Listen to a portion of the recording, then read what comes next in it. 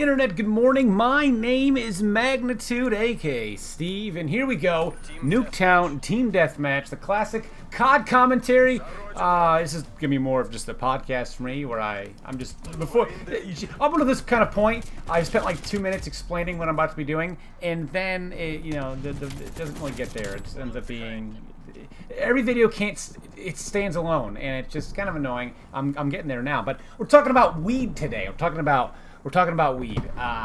The UN just voted. This is a big thing for me. The UN just voted to classify cannabis as a less dangerous drug. The Commission for Narcotic Drugs, which is based in Vienna and includes 53 member states, it centered on a key recommendation to remove cannabis from the Schedule 4 of drugs, where it was with things like heroin. So they're gonna get rid of that, and about goddamn time. Now, I don't smoke weed. I don't ingest weed, and no part of it do I take part in. I don't, no edibles, nothing like that. But my wife does, because she, for medical reasons, she was in a really bad car accident. Actually, before I met her, she was in a really bad car accident. And when I met her, she was on all these like pain medications and stuff like that, and it was kind of really only getting worse and worse. So she finally kind of had enough. She was prescribed like oxycodone and stuff, and she honestly wasn't making anything better, and she didn't want to become, addicted to oxy. Because we also just recently found out that oxycodone, the manufacturers for that, were just lying to people and giving illegal kickbacks to giving illegal kickbacks to doctors who are prescribing it. So, that's the opposite of what you want in a medication.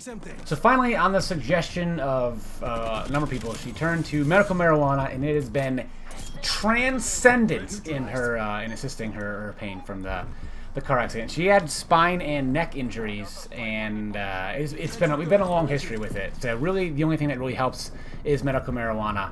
And A, it's so expensive, and B, because it's Schedule 4, obviously insurance won't cover it, so it's just a big, slap in the face, where she could go and get oxycodone, which apparently, might be the worst thing ever for her, according to that lawsuit that the manufacturers paid out for oxycodone.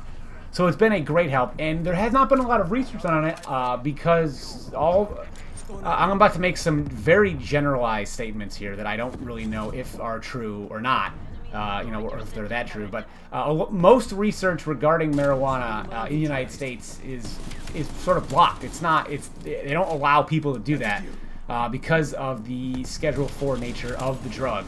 So I'm hoping now that, because it's no longer, I just pre-fired that guy, hoping I can catch him.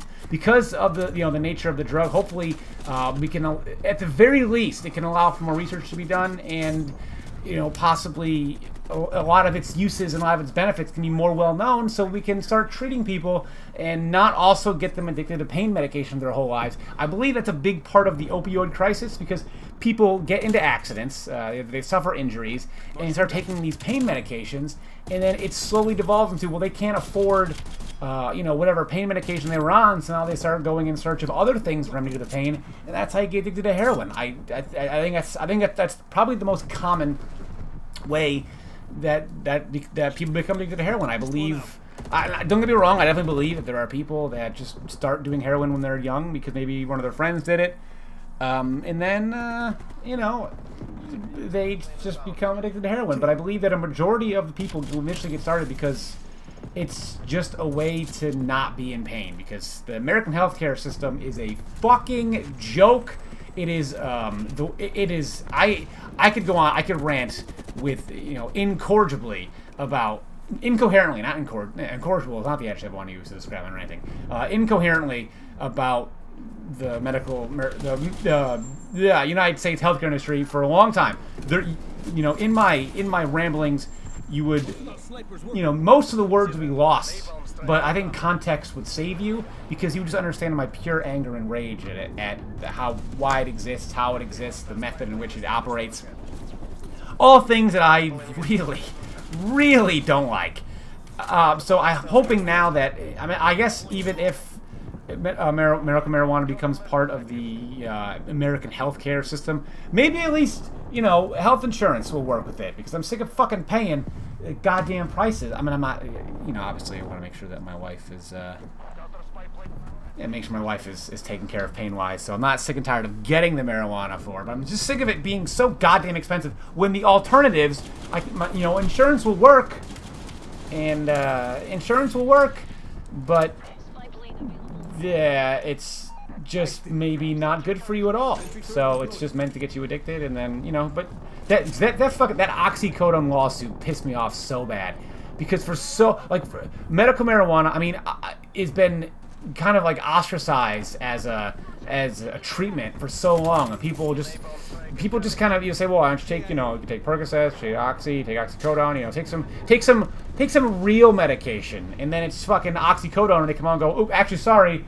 we've been doing a lot of shady shit just to get people to discover medications, so sorry about that. And like, that's what's been, you know, that's been the answer that a lot of people come back with. They turn their heads and they scoff at the idea of medical marijuana, but they're on the oxycodone train. Are you kidding me? That's what they're going with? They're that. Oh, that was a tough one there. But that's what we're going with. That's what you're aligning yourself with. So I'm hoping that this, you know, obviously the UN doesn't control American healthcare interests. But I'm hoping that if the rest of the world starts to see fit, maybe my hope is rooted in you know, a falsehood, because no other country in the world has a healthcare system like us, and we don't plan on adapting anytime soon because Big Pharma just owns our souls. So, but I'm hoping maybe at the worst case we get some medical marijuana into the healthcare industry, and my insurance will start paying for it, so that I don't have to shell out just straight cash every single time that my wife goes to the dispensary, which, I mean, it's not all that often, but the prices are so outrageous, they might as well just be sawing off my limbs and taking that as currency, because it's absurd. It is absurd. But, you know, I'd like to hear your guys' thoughts on this particular issue about, you know, the UN doing that, your thoughts on medical marijuana, because why not, right? Fuck getting ad money, I guess. But it's been another Call of Duty commentary video. If you enjoyed the video, be sure to leave a like. Play the game. That's the way you want to do it. Be sure to leave a like, subscribe, lack of movement. Subscribe for more, and I will see each and every one of you guys. Wait for it. Pop. Hit him with a 4? Yeah. I'll see each and every one of you guys next time. Good night.